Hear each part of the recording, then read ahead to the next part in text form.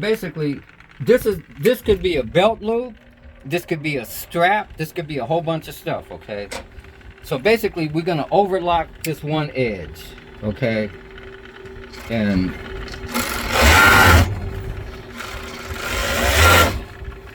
I'm just gonna kind of go a little bit fast, just to get it done, because we got a lot of work to do.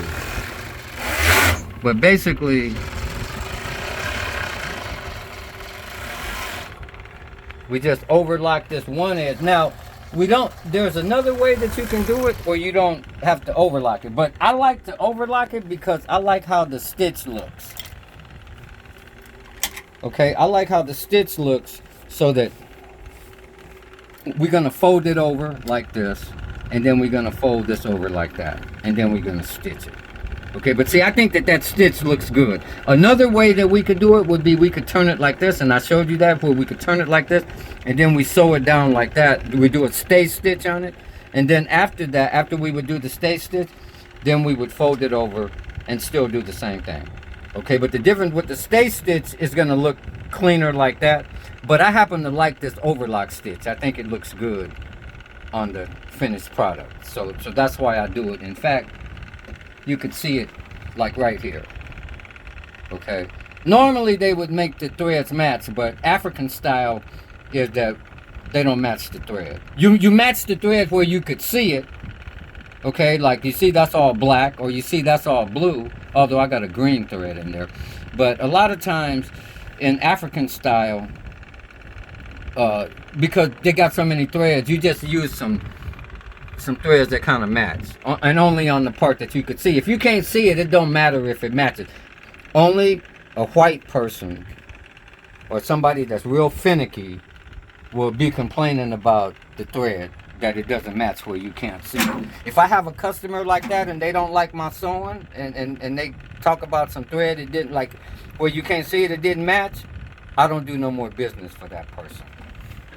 Because sewing is too hard, and a motherfucker is lucky to have me making some shit on their sewing machine, to have me making some shit for them, because I have a 250-year waiting list for jobs to make shit. And I tell people that if they want me to make something for them, if they give me a deposit, I could get started by 178 years. So that's how far behind I am. And look, if you just glance through, just all of this, just hit that table back there.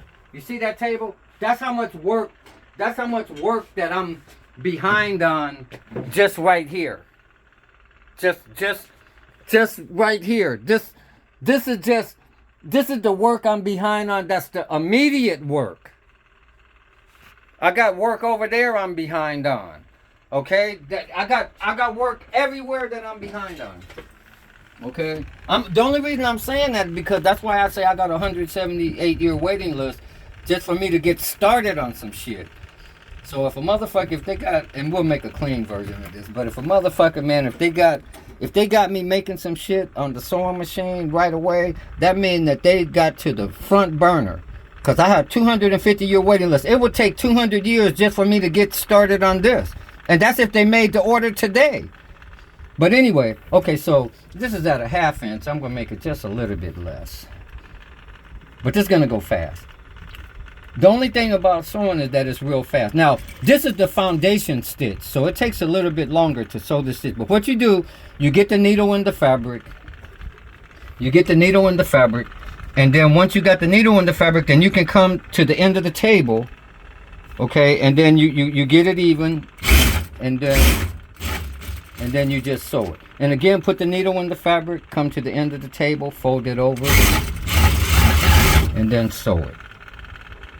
Fold it, sew it.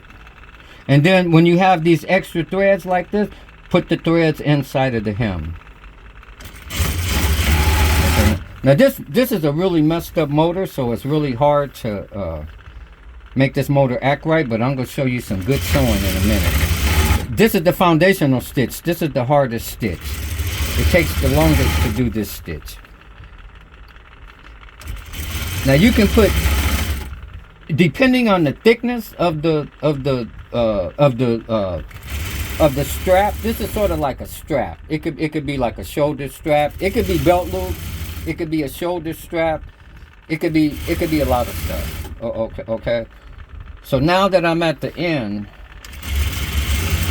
okay, and then at the end, technically you don't have to lock it, but you want to lock it at the beginning and the end. Now, there's different ways to do it. What I usually do is that I'll turn it over and then I start stitching on the what I would call the right side. This is more like the wrong side or the back side, and this is the front side. Now I'm using this little edge right here, and I'm gonna go fast. This is gonna go so fast you're gonna blink your eye and it's gonna be over.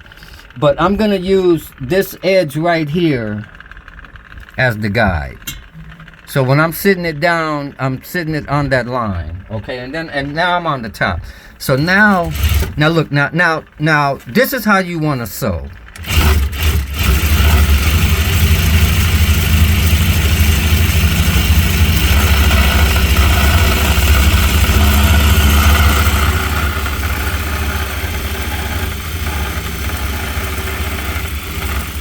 Okay, so you see what I'm talking about?